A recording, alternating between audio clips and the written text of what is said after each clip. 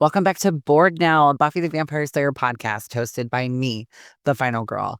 And today I am so excited to dive into one of my favorite episodes in the first season. And I'm so excited to nerd out with my fellow Buffy nerd. You may know her from the Buffy doc teaser trailer that we just announced, or her new content creation that's been lurking around TikTok. I'm so excited to jump in and talk to her about this. But please welcome to the Board Now podcast, Rya. Hi, Hi welcome to the there. podcast. Hi, thanks for having me. I am so excited to talk to you. When you submitted to the Buffy doc, I got chills in what you sent. Okay, so for those of you who don't know, we're producing a Buffy the Vampire Slayer documentary. And in order to get it greenlit, I had to come up with a sizzle reel. And so I asked fans to just send me some content. I kind of gave a little nudge of what we'd need.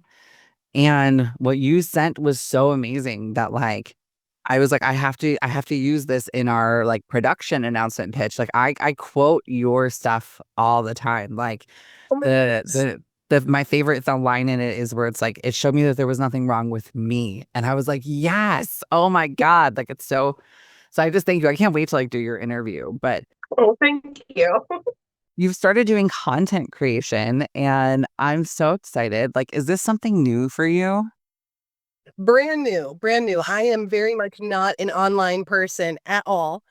I get very self-conscious. I get very nervous about this kind of thing. But yeah, like I said, I saw your announcement saying that you were working on a project. I thought, hey, I love Buffy, I'll submit something to her and see if she likes it.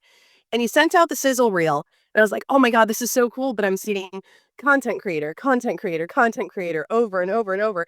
Random mom, content creator, content creator. I'm like, maybe my thoughts are important. Maybe people actually want to hear what it is I have to say. So I'm taking this journey. It's all very brand new. I'm learning everything as I go, but it is a lot of fun and I'm getting a lot of good feedback. What's your Buffy story? When did you discover Buffy? So my mom was watching it, and I heard that it's from a lot of creators. Our moms were watching it. We were too young to watch it. But of course, you're at that age. You want to do whatever mom's doing, or you want to be into what they're into and show that you're grown up. And it took me forever to convince her to let me watch the show with her because I always got scared of horror movies and that sort of deal. So she was afraid because I was only, I think, 8 or 9. Yeah. If he's like, nah, it's too much. It's too much. But she finally let me start watching in the summer rerun season between 2 and 3. And I just absolutely fell in love with it. I fell in love with Angel, which my mom hated. She is very anti-Angel. Was And she Spike fan? Was she a Buffy? she loves Spike. She didn't like Spike and Buffy together, but she likes Spike. I think she just wants him for herself. Yeah. And you'll love this part. Actually, her favorite character is Xander. Yeah. Yeah. Maybe that's just every on things nowadays. She does. She says he reminds her of the boys that she went to school with and her friends and that sort of deal. So that's why she likes him. Oh, well, I mean, it's not, I feel like I've said this probably on out of every episode of this podcast, but I'm not all He-Man woman hater club of Xander all the time. I think that his character is important, and I like that certain people can relate to him, but to be their favorite, I don't think I've ever heard that. That's stumped me. Him and Giles, but we all love Giles. So We all love Giles. Do you find the older you get, the more you're relating to Giles and Joyce? oh, absolutely. It's Yeah. wild. I'm we're I was I'm old now. I can't I'm Giles's age. I'm 40 and Giles was 40 in the first season. I'm I'm not wearing stuffy tweed and all that. I'm more like Giles from season 3 in Band Candy, where he's listening to records and smoking a doobie with Joyce. And I'm just yeah, but anyway. Yeah. No, I'm the same way. I had that realization with this rewatch. I was like, wait a minute, I'm 36. I'm practically there. I'm like, I'm not Giles though, but he is kind of sexy. Yes, he is. Are you rewatching it now that you're doing content? Have you started it I over? Yeah, I started over a little bit ago. I'm on season 4 now, so I'm finishing up my videos for my thoughts on season 3 right now. Are you a fan of season 4? Because a lot of people aren't. Honestly, this time around, I'm liking it a lot more than I ever did in the past. Me too. On this task deep dive, I'm like, why have I, not that I bash it or anything, but like, why have I not put it up there? It's a really great season, and I think it's because Adam just doesn't quite hold up to the other big bads. I think that's why we sleep on it a little bit, but as a whole, like the individual episodes and the story arcs that the characters go through, it's so important. to me, Adam is like the crash and fall of that season because it's so good. It feels very much like season 1. It's a little disjointed. It's trying to find its legs. And on this rewatch, I realized like that's the purpose of it because they're out of high school now. And so it's like you're Exactly. supposed to be feeling what they're feeling and you're supposed to be feeling that disjointedness. But I feel like I feel like it kind of crashed and burned a little bit but looking at it now with everything with AI and all of that stuff like that, it makes sense because it was so ahead of its time. But like I just feel like it wasn't executed as well. How do you feel about season 1? Where does it rank for you? Season 1, I think always in the past has probably ranked as like my least favorite season, except for again this time rewatching it. And now this is the first time I'm rewatching it from an entirely new perspective because I'm a mom now. I have not watched the show since before having my kid. And I'll tell you, watching that season and seeing tiny little Buffy at just 16 years old, Yeah. I I envision my daughter when she's in high school, and it hits so much harder. It really does. Prophecy Girl, when she says, Giles, I'm 16, I don't want him to die. I bawled. Yeah. I lost it. And I called my mom. I said, Mom, why didn't you tell me this is so hard? She's like, you have to learn on your own. Like Yeah, if that's even Buffy's journey, you have to learn on your own. This season 1, it's so good. It is. it is. It really It was is. good right from the start. Like, there are a couple episodes that are a little kind of iffy here and there, but even the pack, I normally skip the pack all the time. It's an episode that I feel like I just have never been a fan of it, and I've always said it's because it's a Xander-centric episode, but on this rewatch, I realized because I have a lot of trauma around it because it's, like, very bully Yeah. heavy, and it's very me. And I was like, "Oh, I don't like the way this is making me feel." Like, I don't like, it's like a self-reflection thing, and I was like, "Okay, yeah, I get it. This is why I skip this episode all the time." But I was like, "It's so good." I was like, in my head, I had it built up that, like, I skipped this episode. I haven't watched it in probably 5 years. It's a bad episode. And I was like, "No." The episode itself it's so well acted. One of my favorite episodes is Nightmares. How do you feel about this episode? It is honestly one of my favorites. Um, the thing that I think I like most about it is how all of the nightmares start so small Yeah. and gradually get bigger and bigger and bigger.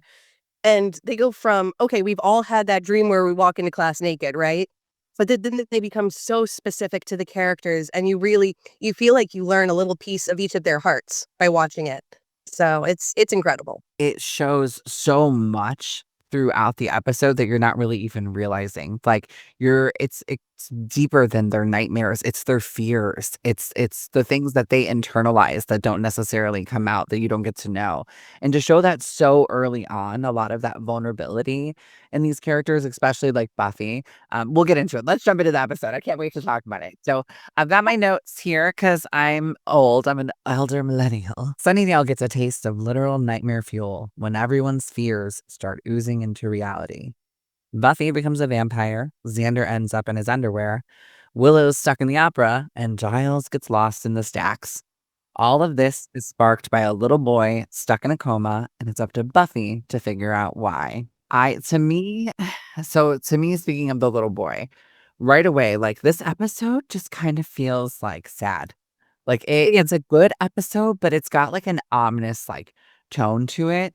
And I feel like that the boy like in the coma, like when we eventually like figure out what it is, because eventually as we get there, we'll figure out why he's in this coma. It kind of shocked me like that's where it was going. For the longest time, I thought that was Joseph Gordon-Levitt. and I was wrong. Me too. Okay, hold on.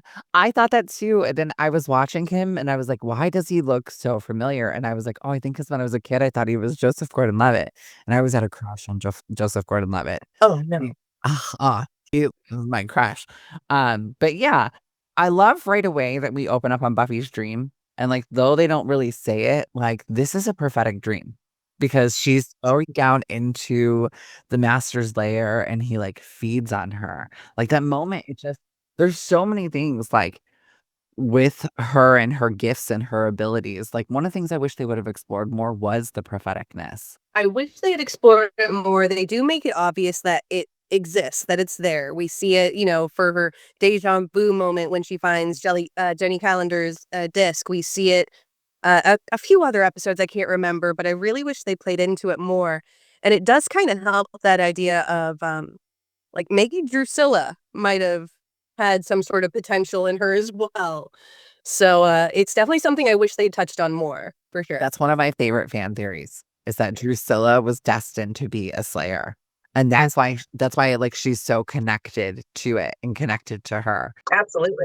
We talk a lot about like how Darla's the parallel to Buffy in those first few episodes before Angel. Obviously, she's no longer around now, but she's the parallel to it. But I really feel like it's Drusilla. I feel like when Drusilla comes in, it is just it's like night and day, literally. And like I think that's why she has the dark hair. I think it's just she's supposed to be Buffy's like opposite. Yeah, and she's everything that Angelus wanted to do to Buffy. He already did to Drusilla, and she's the end result of that. And it's absolutely true. It's there, but for the grace of destiny, there goes I. I can't wait to like get to those episodes on a rewatch again because I really want to analyze them. When I started doing TikTok, I started in the middle of season 2. I think it was like what's my line 1 or what's my line 2 or something. And so I never really like fully analyzed them. I just did a TikTok one day and I was like talking about Kendra or something. And people were like, "Oh, we like this Buffy content from you." And I was like, "Really?" Like a little like dog. I'm like, "Okay." I'm like, "You like this?" I'm like, "I've been talking about A Nightmare on Elm Street for 2 years, but okay, let's shift it over." And so then I just started deep diving the episodes from there. And so I never really got to like deep dive season 1 or season 2. And I feel I'm seeing it like you said, like you're seeing it like in a totally different light. Season 1 is one of those seasons that when you're watching it as a kid, it's like, yeah, monster of the week, and she's gonna go kick some ass, and this is awesome. And then when the story becomes so much more than that, it's like, what was that? That was so cheesy. That was so corny. But yeah, then as an adult, you're like, no, this is what drove it. This is what made it a possibility. You know, one thing about this episode that we're watching and deep diving right now is we're starting to see Buffy's like history more in here. And this is really kind of the first time they touch on her parents' divorce. Like we know they're divorced. It's obvious. They mentioned it a little bit. But this is the first time that they like really touch on it. And I feel like they're moving her history along. But in this moment, you can see the pain in Buffy before we even see when Hank comes and her greatest fear. You can see that it is her fear that she is the driving force between her parents and that wedge. Oh, absolutely. And even though Buffy isn't the fault of the divorce, her fears are not completely unfounded at all because, I mean, and you see it later on, Hank really doesn't care. No, He not at all. I don't remember, did she say that he took off right after the funeral or he didn't even show up for the funeral? He For didn't even Joyce's show up. Yeah, and, like, he didn't even know that Buffy was dead. Right? How did no one know that she was dead and Buffy bot was there, but she had a gravestone? It weirds me out. Anyway. Yeah, I will never understand that either, okay? Like, I think, like and I'm gonna touch on that too, but I will not like, when I get there, because I'm almost in the middle of season 5, but, like, it makes absolute no sense. Like, why if you don't want anybody to know, why would you put the most obvious the most, large scale headstone, like, it just makes no sense, but it's iconic when she comes back and her hand shoots out, like Absolutely. And the headstone was there for us as the fans, because I think when they filmed it, they still didn't even know if they were gonna get picked up on UPN or not. Like, that could have been for the show. I don't remember. I do know that they said that season 5 originally was gonna be the end, that's why they wrote it that way, and so but I don't know if they had gotten picked up I don't remember because I remember pretty quickly in the summer I was seeing Buffy's eyes, and it was like Yeah. alive or something. It was like the promo for UPN. But when it first ended, it was kind of like that was it. If I remember correctly, they had it all filmed and done, and they didn't know if it was gonna get picked up or not, but by the time it aired, they did know that UPN was gonna get it. One thing that you touched on earlier that I kind of want to double back to is that like this episode does a good job of showing how young Buffy is. I know. Between her nightmares that, like, Joyce is noticing, like, the fact that, like, she gets driven to school, but really when it does come to, like, the divorce, we forget that Buffy is 16 because she has to carry so much weight on her and so much in the world. We really forget that, like, she's just she's a kid when it comes down to it, and Sarah Michelle Gellar looks really young here. She hasn't, like, lost her, like, what they call the baby fat on the I like, know, there's she's a she's like yeah, she still, like, she looks like a little girl here, and I think that we forget that because 'cause we're so used to seeing, like, the imagery of, like, season 3 and beyond, the, like, harsh, chiseled, like, "I'm a superhero" Buffy, instead of the, like, "I'm a little girl, I just got called 6 months ago, I'm just trying to figure it out, and my whole world's falling apart" Buffy. No, it's true, and even the very opening scene when you see her going into the master's lair, I mean, she's in pigtails. Yes. I Yes. yeah, we do forget that because she does have the weight of the world on her shoulders, and she handles it with grace, even though she handles it with a lot of sass and a lot of sarcasm and a lot of flippant everything. He still handles it and she holds it, you know? It's incredible that someone like her, and yes, she's a fictional character, but it's incredible that someone like her could survive that and come out unscathed on the other side, you know? Yeah, I think it's such a powerful, like, symbol of hope to me that, like, here's this person who the weight of the world is put on her shoulders at such a young age, and she still chooses to be kind to people. She still chooses to fight for the good. Like this episode, like everything with the little boy. As the episode continues on, all the weird stuff starts happening, right? Giles, he gets lost in the stacks. Buffy fails a history test for a class she didn't even realize she had.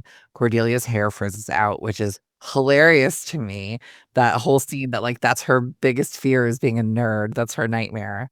And And sadly, like a student who sneaks off to smoke is badly beaten by the only thing she remembers is he keeps saying lucky 19. And so to me, like, I love how Willow is the one who connects all of this. She's the one who's like connecting that it's like nightmares and nightmare driven. I wanna talk about the very first one that we see, the spiders. Yes. And the reason I wanna bring that up is because when I think his name was Wendell, was the kid who got covered in the spider? When they're talking to him afterwards, this not only sets up the episode to tell you, "This is not gonna be what you think it is, it's nothing is what you expect it to be."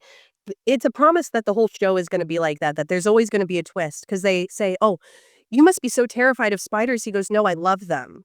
Yeah. And it's like, "Wait, what? Why is this your nightmare then if you love," and he explains how much he loved them and then what happened to his actual collection, and it's I love that they did that because it really it just shows you that don't think you know what's going on just yet Yeah. because there's always a different side to it. It's gonna like flip you on your head. Poor Wendell, he loved him, and it's so sad that his nightmare is the thing that he loves attacking him. That's just, oh, I heartbreaking. and he plays it so well in that scene too, when they come up to him and he's, like, sitting on the picnic benches, and he's, like, there, and he's, like, depressed, like, you really feel it. I think even with I always say with these secondary characters or third characters, the casting is just done really well. Everybody is so believable in their role in this series. One of the things with this episode is in the background, we are seeing Billy. He is a 12-year-old who's been lurking at Sunnydale High, but it turns out he's in a coma, and what should be serious is actually hilarious. They're talking about a serious moment, but Giles and Buffy are like piecing it together. And like I love how it breaks up the seriousness, the serious tone, because she says that line where she goes, should I be seeing his asteroid body? And it's like it just took me right out because it's like they're talking about all this like serious thing, and then she's like, the Buffy speak of it all, and it's like, did you feel like that kinda shaped you since you watched it when you were younger, like the Buffy speak? Oh, absolutely. It's really sad that nowadays you can't really make too many Buffy references anymore and still be considered cool, which is breaks my heart a little bit. I'm a little neurospicy myself, so I didn't always get all of the references. There's a lot that I'm watching now that I'm like, "Oh, that's what they meant by that. Oh, okay, now I get it." But, so I did try to copy it a lot, and I got it wrong very often. So I don't know how it happened, but, like, I have a Valley Girl accent, but I'm from the South Side of Chicago, and I always blame Buffy. I feel like that's the reason why I say "like" all the time is because that's I was watching in this episode, and she says it so many times in this episode, and she's like, "Oh," and I'm like, "Oh, okay." I was like, "That's" like, "Oh," I'm like, "Am I" it's cringeworthy. Am I cringeworthy now? It's like that's what the Gen Zs say. We're cringeworthy millennials.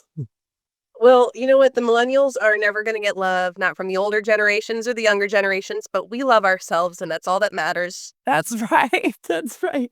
You know who doesn't get any love from me is Hank Summers. This is No, the first no, appearance of him. We know it's a dream, what he's saying to her, and it's brutal. It's so hard to watch Buffy it sit is. here and take this, and we know it's a dream, but, like, I feel like it hits even harder because we know what a piece of shit he is, Like, I know, like, what he becomes, and so this moment now on a rewatch just feels like yeah, it's Buffy's dream and yeah, it's her nightmare, but like in your head, it's a little bit of the truth, like you were saying. It's it's it's so brutal to watch. It is your worst nightmare to think that regardless of causing divorce or not, but to think that your parent genuinely doesn't love you. Right. Yeah, And then he tells her what does he say to her? He goes, I'm not really getting anything out of these visits, so we shouldn't. Like, exactly. I think it's really mature that you're being so emotional about this. I'm not really getting anything out of this. I almost like I wanna, like, ask them, like, if it was intentional to destroy his character, like, or if they just couldn't get the actor or something because, like, they just like, he is a horrible person. I even think about, like, when Dawn like, with the whole Dawn of it all, like, did Joyce write in her will because she knew she was sick, like, that Buffy has to get custody of her? Because, like, in what world, like, would Hay not have custody of Dawn? It doesn't it's like but it shows that, like, even if she didn't, he doesn't care. He's like, "Here, I'll just send you a check every month, and you just take her, and I'm gonna go off with my secretary in Spain." Like, it's so frustrating. He's such a frustrating character. It is. And I think he definitely represents that type of parent that was really prevalent during that time of, the parents of the latchkey kids of, "Hey, go do whatever you want and just come home when you're ready, I guess." And he's like the extreme version of that. It's like, "Oh, my teenage daughter is raising my other teenage daughter. That's fine. They'll be fine. It's good." Yeah. Were you a latchkey kid? A little bit, yeah. I was right on the cusp of it. So, yeah, I was back by, the time the street lights came on, so I got dinner. But I couldn't leave the neighborhood. I wasn't, like, totally free range, go wherever you want. There were rules, and you had to be with your group of friends, but, yeah, my parents didn't know where I was half the time. I think it's like every millennial story. Like our parents, like my parents didn't care. I was raised by teenage parents. I had no rules. So like I would be like in Chicago on the south side of Chicago out till like 2 or 3 in the morning, like 12 years old, like just hanging out with my friends. Like I feel like anytime I watch like Buffy, like some of it's very relatable, but some of it's not because it's very small town. And so I'm constantly like, did this really exist? Like, did this really happen? Were parents really this way? Like I call it the whole, like, milk and dinner of it, like, where you sit down to have dinner and you have milk, like the all-American wholesome family, like and so I was not raised that way at all. Man, like, I think, like, I had no boundaries, but I didn't but I did stuff, but I also think, like, it's probably why I didn't go super buck wild and crazy because it was already, like, readily available to me, and I was like, "Okay," you know? Yeah, no, no, our home was definitely there was definitely rules, and there was definitely family dinner, and that's something I still do with my daughter, and, like, I'm not an uber religious person or anything, but, we sit down and we say grace before dinner, Yeah. and we eat and we hear about our day, and that's something that I always valued as a kid, and so definitely wanna pass that on to my kid, for sure. I love that. My husband and I talk about this that if we ever like if we have kids That's what I wanna do. Like, I wanna have, like, dinner around the table. I wanna ask, like, "How's your day going? Like, what's going on in your day?" I don't feel like I ever got that as a kid. Like, one of us would be sitting on the washing machine eating, the other one would be watching TV, and then, like, my dad would be sleeping for work, and my mom would be getting ready for work, and so, it's like I never really had that, like, fully, like, sit down, thing, and I love that. I think it's great that you guys do that. I think it builds tradition, and it builds, like, that family bond that you just don't really get unless you do that. Like, how do you know? You gotta check in the day, on your day. I have dinner with my husband every single day, like, and I think, that's our check-in point where we're like, how was it going?" I telling all my crazy wild stories of things that go on during the day and, all his stuff at work. In this episode, we get the ugly man who Billy says wants to kill him. He calls him his lucky 19, but it's revealed it's his nightmare, and him being in a coma on top of the Hellmouth is feeding everyone's fears and making all of their nightmares come true. But to me, the message of this episode is really about facing your fears. And I think Buffy does metaphor so well. And this episode, to me, it's like so creepy and sad, but I love that they break up the heaviness with like the comedy of it all. And even through the the metaphor of that fear, it's like Xander's clown dream. It's like it could be scary, but it's actually really funny. And it's like what you Yeah. learn from that is where he's like, "No, I'm not going to take this anymore." And he stands up to his fear, then it's kind of over.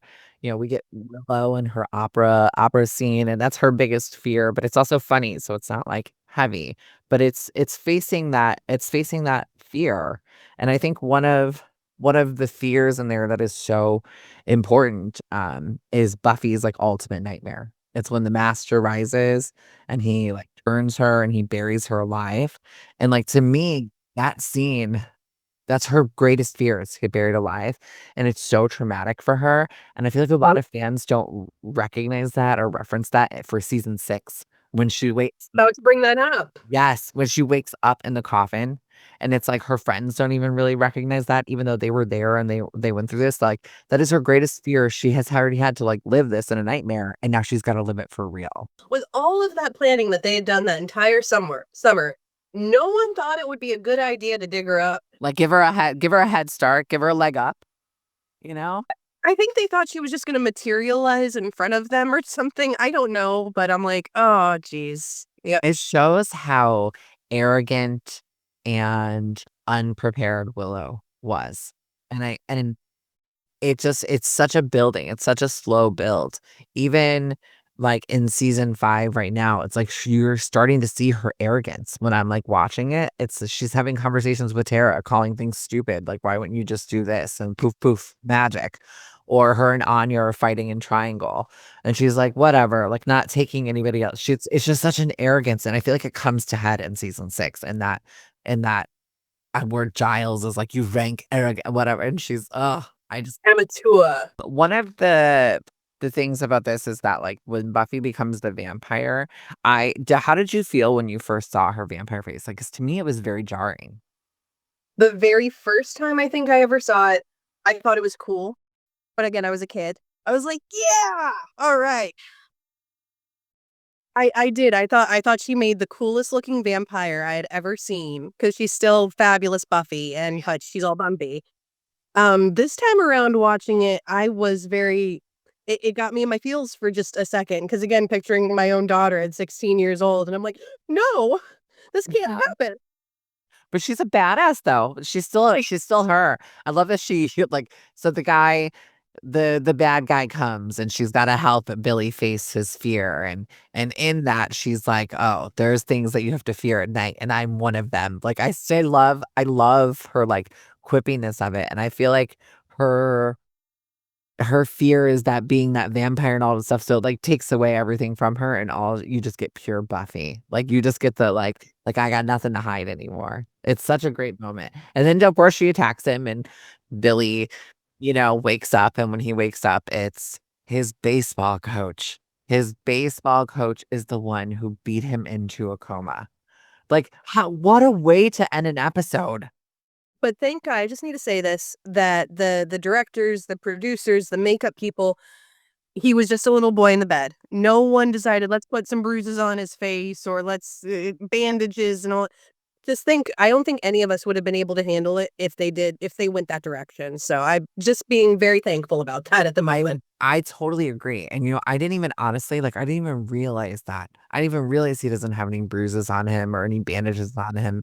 And I think it's smart to do that. And I think it would have taken us out of the episode even more. Like, this isn't CSI. This isn't like, this is Buffy the Vampire Slayer. And so the fact that, like, an episode 10, like, that's what they're talking about, like, and it was like just at the end in the final couple of minutes, I completely, like, forgot, like, how the strength of the little boy even, where he's like, "You," like, he was telling Buffy, like, "You taught me this," and I was like, "Oh my god, like, this is why she was my hero when I was little," like, because we were little kids watching it, we were this I was 12, so, like, to me, like, we were that little kid, and I just it's such an impactful moment at the end of the episode, and I feel like it does that, like, this whole season has that where some of the episodes are wrapped up in a happy bow, at the end, and then some of them, even that happy bow is a little treacherous. It's such a good episode. I love this episode so much. I'm so glad that, like, you love this episode. So I'm gonna ask you, was there anything that we, like, missed when we were going over everything? Is there anything that stood out to you that we didn't talk about? I don't know if you caught one little shall we call it an Easter egg in the episode in the background when Xander is finding all the candy bars on the ground and there's all the tarts down. Oh, tell me. Tell me this Easter egg. It's not necessarily an Easter, it's just something very disturbing when you actually see it. Can I say the word for a certain Nazi symbol? Oh, yeah, you can say whatever on here, yeah. There's 2 swastikas on the wall right behind him. No fucking way. I'm always noting, so I'm listening and looking up and listening and looking up, and I must have missed it. Yeah, I caught it on my first rewatch of season 1. I'm like, "Wait a minute, was that what?" And I rewind, I'm like, "Oh my god, that's that." And then, of course, you invite me onto the show, and this is the episode we're gonna talk about, like, I need to know if she knows about this. So Oh, no. You just blew my mind. You know what I'm wondering? I'm wondering if it was intentional because of who Xander's family is, and we know, like, who his like, how his parents are, like, the fighting out and stuff like that, but, like, in that final episode of Restless with how his dad comes down and then it's, like, the war stuff and, like, yeah. I wonder, like, but I cannot believe that. I mean, I can believe it because hello, but, like, I am mind blown right now. Wow, like, I wanna, like, look into this now. I wanna see, like, why this was done. Don't know. It's either someone in the school, their greatest fear is Nazis, or just someone in the set department thought that would be a really funny thing to add to make the place look more scary. I don't know. But, like, first of all, how is it okay? Because, like, we know, like, that, but the majority of the cast is Jewish, I know. right? How did that even fly?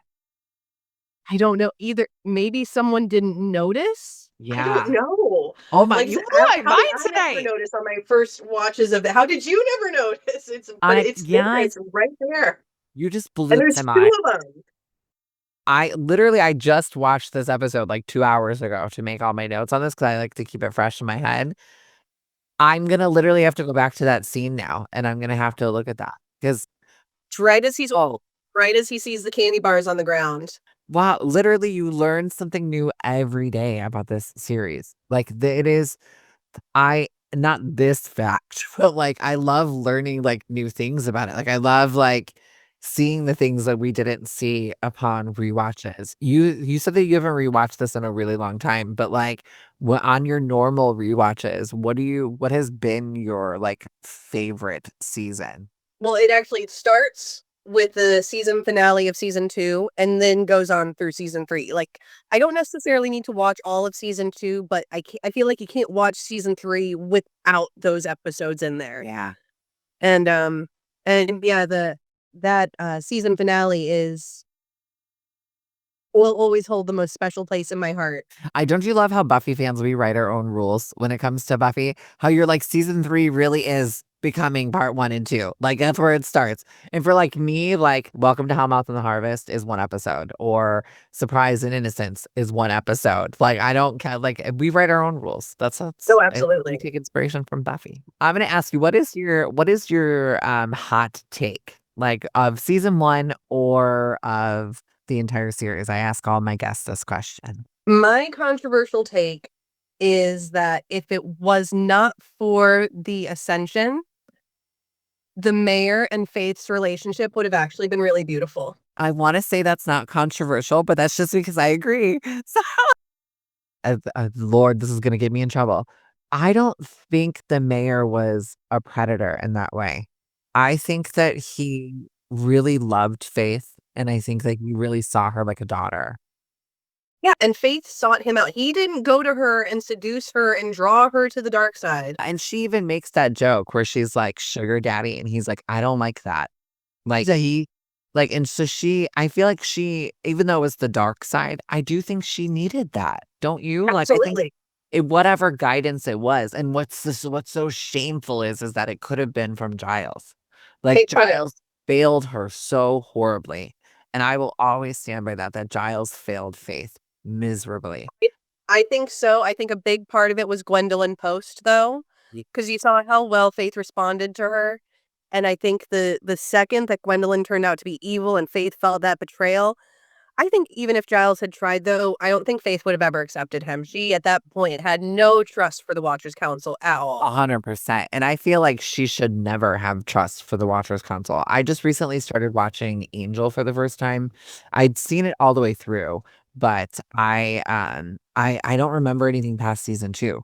And so in season 1, when she, like, succumbs to Angel and she's, like, talking to Wesley and she's saying all of these things, like, you can just tell a lot of it is from what they did to her, like, the mental torture that they put her through. Faith is she's one of my favorite characters. She's so complex, and I feel like she adds an element of realness to the series. You know, I think where Buffy's a little shiny here and there, and Angel could be real deep and dark. I think Faith is the realness factor of it, that it shows that not everybody is perfect. I think if Faith was the only Slayer, I think she would have risen to the occasion. And the darkness would have followed her no matter what, because you can't escape your childhood trauma. You can't escape the darkness that comes with what her life was. But I think she would have, because you see, by the end of it, she does. She does rise to the occasion. And I think she would have gotten there much earlier if she didn't have the constant feeling of playing second fiddle. I 100% agree. I want to say thank you so much for coming on. It has been so much fun. You have to come back for season 2. Can you tell the Scooby Squad where to find you at, since you're making content now? Yes, so I'm only on TikTok because this is so brand new to me. But my handle is Ryahnerdsout, RYAH Nerds Out. And I only have a few episodes or a few videos up, but more coming every week. They're good. Your takes are they're good. I like it because it's like you're promoting conversation. I love when people make content. So just keep making content, because you're the Buffy community is just gonna fully embrace you. Thank you so much for coming on. Thank you so much. Well, that's the end of this episode of Bored Now, a Buffy the Vampire Slayer podcast. Make sure that you are following us on Spotify. We're on Apple. We're pretty much everywhere. And the video is going to be on YouTube, of course. And all the clips of these episodes will be premiering the week before on my TikTok. So make sure you are following me there. And thank you guys until next week. I can't wait. We're getting closer and closer to the season finale.